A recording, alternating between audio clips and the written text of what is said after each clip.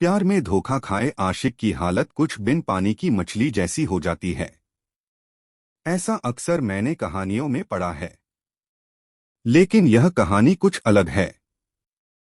यह कहानी है एक ऐसे लड़के की जिसने एक लड़की से बेपनाह मोहब्बत की, लेकिन उसे बाद में मिला तो क्या, वही फरेब और धोखा।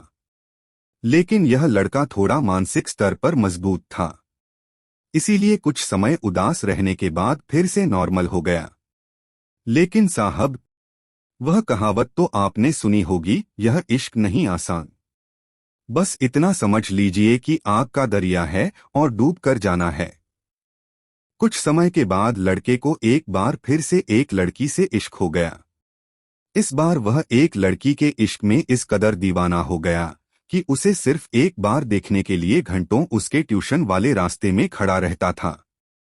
जब कभी वह लड़की गलती से भी उसे देखकर मुस्कुरा देती तो वह खुशी से झूम उठता।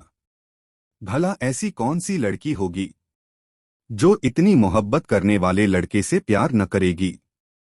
उस लड़की को भी उस लड़के से धीरे धीरे इश्क हो चला था, लेकिन इजहार करने की हिम्मत न कभी उस लड़के ने जुटाई और न कभी लड़की के कदम उसकी ओर बढ़े। काफी समय बीत जाने के बाद लड़के ने इजहार करने का फैसला किया।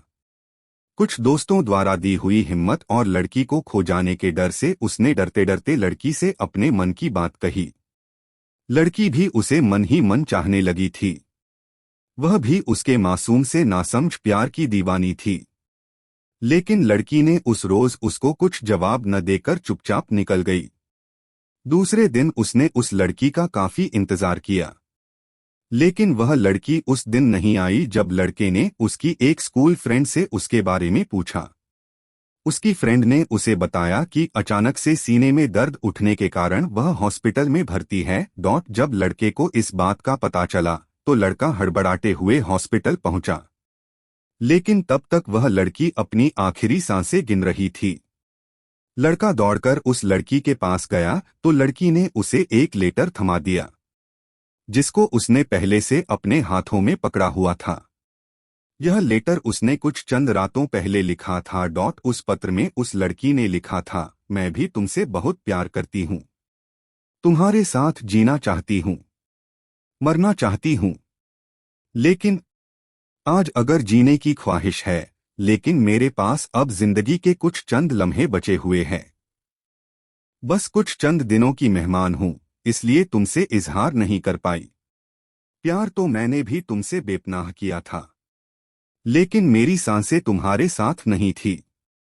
लेकिन इस पत्र के जरिए मैं तुम्हें बताना चाहती हूँ कि मेरे जाने के बाद तुम किसी अच्छी लड़की से शादी कर लेना। बस यही मेरी अंतिम इच्छा है।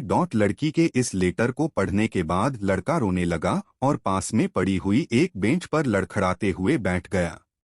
उसे समझ नहीं आ रहा था कि वह क्या करे। वह अपनी किस्मत पर रोए या अपनी किस्मत पर हंसे। बस इतनी सी थी ये कहानी।